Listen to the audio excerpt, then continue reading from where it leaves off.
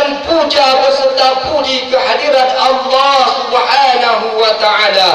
Dan tak lupa pula selawat bermahkota salam mari kita kirimkan kepada baginda Rasulullah sallallahu alaihi wasallam, yang mana oleh beliau yang telah membawa kita dari menyembah Lata dan Uzza kepada menyembah Allah Subhanahu wa Ta'ala, yang mana oleh beliau yang telah membawa kita dari lembah kehinaan kepada lembah yang penuh dengan kemuliaan, serta mencontohkan pola hidup yang dihiasi dengan kesederhanaan, menegakkan hukum dengan penuh keadilan. Jika sejarawan Kahipti mengatakan Muhammad the right man in the world, manusia yang teragum yang pernah lahir ke permukaan bumi ini. Dewan Hakim yang bijaksana yang kami muliakan, hadirin kaum muslimin rahimakumullah, Majidi, seorang sutradara Iran yang telah berhasil mengebrak dunia perfilman internasional melalui sebuah karya sinesnya yang berjudul Kingdom of Heaven. Dalam bukunya The Seal of Kingdom mengatakan, Allah Tuhan kita yang Maha Agung tak jarang kita jadikan hanyalah sebagai tokoh dalam dunia panggung yang sangat kita kenali, tapi kita tidak pernah mendekatinya. Allah Tuhan kita yang Maha Gagah tak jarang kita jadikan hanyalah sebagai tokoh dalam dunia fiksi yang sangat kita kenali, tapi sekali lagi kita tidak pernah mendekatinya. Bila kita renungkan hadirin, ungkapan tadi membuka kesadaran kita. Pantas kalau perjalanan hidup kita seringkali dihantui oleh perasaan resah dan gelisah, diselimuti oleh rasa gundah gulana, bahkan tak kurang duka dan derayan air mata. Dan pada akhirnya hidup tak terarah, muncullah pelarian-pelarian hal-hal negatif seperti berbuat kemaksiatan, kezaliman, kemungkaran, bahkan kebobolan akhlak dan moral. Mengapa hal ini terjadi? Mulla Syadra dalam karya monumentalnya yang berjudul Hikmah Muta'aliyah menegaskan bahwa hal seperti itu diakibatkan karena kita tidak memiliki spiritual guardian dan spiritual intelijen. Mengapa hal itu tidak kita miliki? Mulla Syadra, karena kita selalu meninggalkan salat. Oleh sebab itu, pada kesempatan musabaqah syarihil Quran ini, kami akan membawakan syarahan yang berjudul Urgensi dan Fungsi Salat dalam Kehidupan Manusia, dengan rujukan surat Al-Ma'arij ayat 19 sampai 23 yang akan dilantunkan oleh qari berikut ini. A'udzu billahi minasy syaithanir rajim.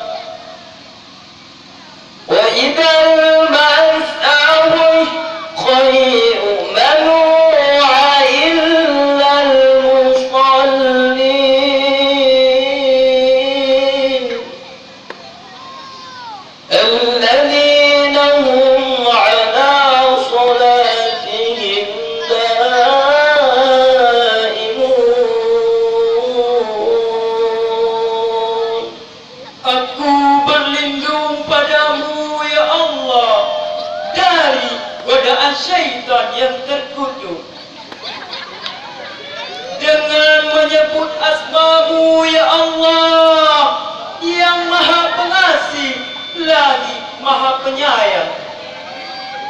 Sungguh manusia diciptakan bersifat mengeluh. Apabila ia ditimpa kesusahan, dia berkeluh kesah. Dan apabila ia mendapatkan kebaikan, dia jadi gigih. Kecuali bagi orang-orang salat, mereka yang tetap setia melaksanakan salat. Al-Ma'rij ayat 19 sampai 23. Hadirin rahimakumullah, dalam untayan firman Allah Subhanahu wa taala tadi terungkap 3 sifat buruk manusia, yaitu berkeluh kesah, kikir, dan tidak mau berinfak. Namun sifat-sifat seperti itu bisa dihilangkan dan dikikis habis jika melakukan salat. Yang maksudnya adalah orang-orang yang konsisten dalam melakukan salat, yang tidak terlena dengan kesibukan apapun. Hadirin, bila kita kaji lebih dalam, salat yang dilakukan dengan istiqamah bukan saja merupakan kualitas tertinggi dari peringkat salat lainnya, yaitu khasyun hafidun sahun kusalahat wa wada'iba mukaan wa tasbihah, tapi juga akan sanggup menjadi tameng dari kemaksiatan, membersihkan jiwa daripada sifat iri, hasad, sombong, dan sebagainya. Bukankah ketika kita bersujud, kita menyadari bahwa yang paling berkuasa dan yang ada di atas segala-galanya adalah Allah, supaya kita tidak bersikap sombong. Hadirin rahimakumullah, bagaimana dengan kondisi umat Islam zaman sekarang melaksanakan salat? Ternyata hadirin, tidak sedikit masyarakat kita merekayasa dalih untuk bisa meninggalkan salat, baik dengan dalih kesibukan kantor, tanggung di perjalanan, ketiduran, bangun kesiangan, bahkan yang lebih memalukan, menganggap salat sebagai suatu beban dan penghambat terhadap segala aktivitas kehidupan.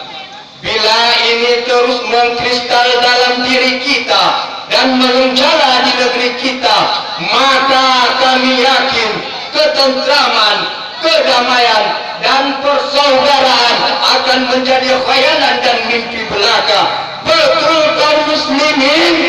Betul. Apalagi dewasa ini negeri kita tengah dilanda multikrisis yang tidak pernah kunjung henti, membuat orang-orang jauh dari salat, jauh dari sujud, dihinggapi penyakit stres, frustasi, bahkan tak jarang bunuh diri dan membunuh sesama sendiri karena sesuap nasi.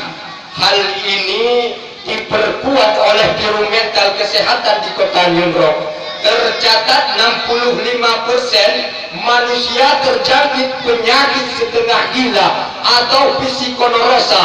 Bahkan Dr. Bobby Robinson menambahkan 80% manusia yang sakit di Amerika Serikat penyakitnya disebabkan oleh jiwa yang tidak tentram dan hati yang tidak tenang. Lalu, mampukah salat mengobati penyakit-penyakit tersebut? Mari kita simak firman Allah dalam surat Al-Baqarah ayat 45 yang akan dilantunkan oleh qari berikut ini. Wasta'inu bis-sabri was-salah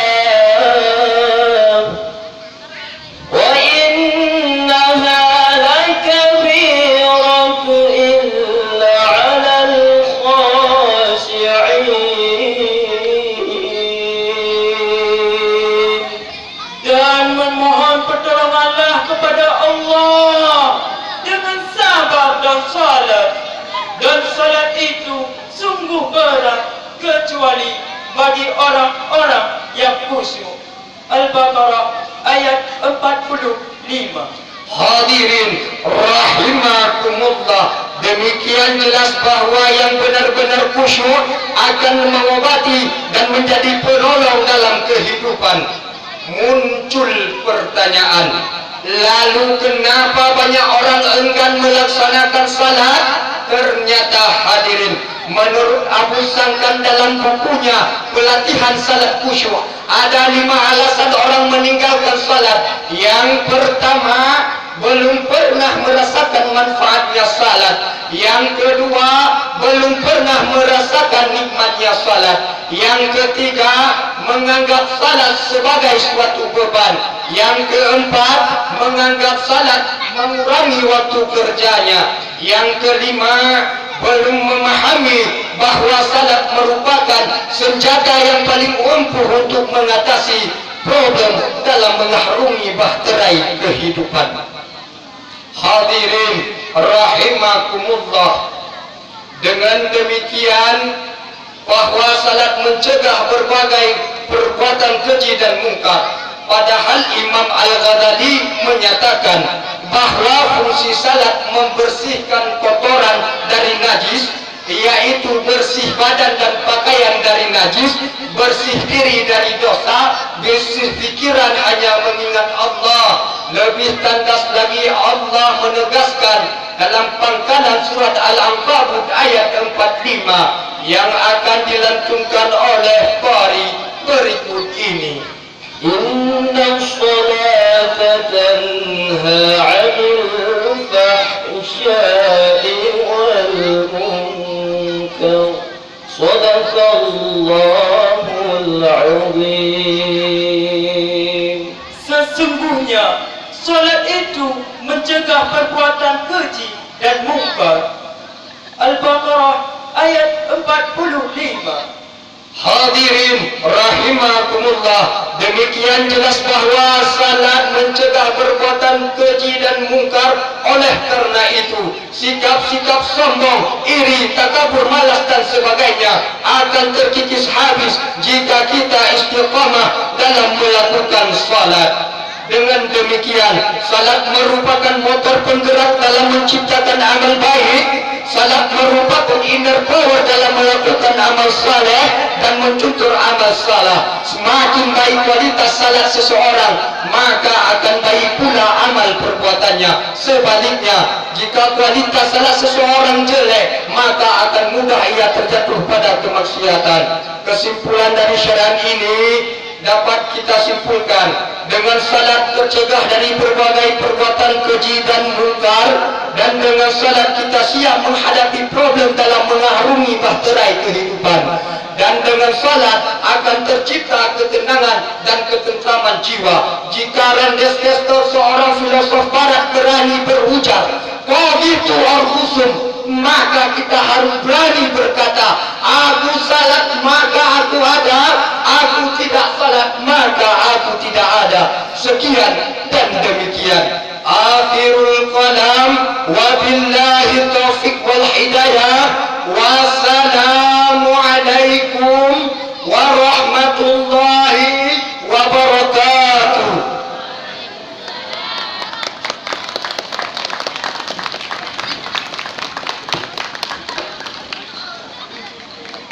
Hadirin dan hadirat yang kami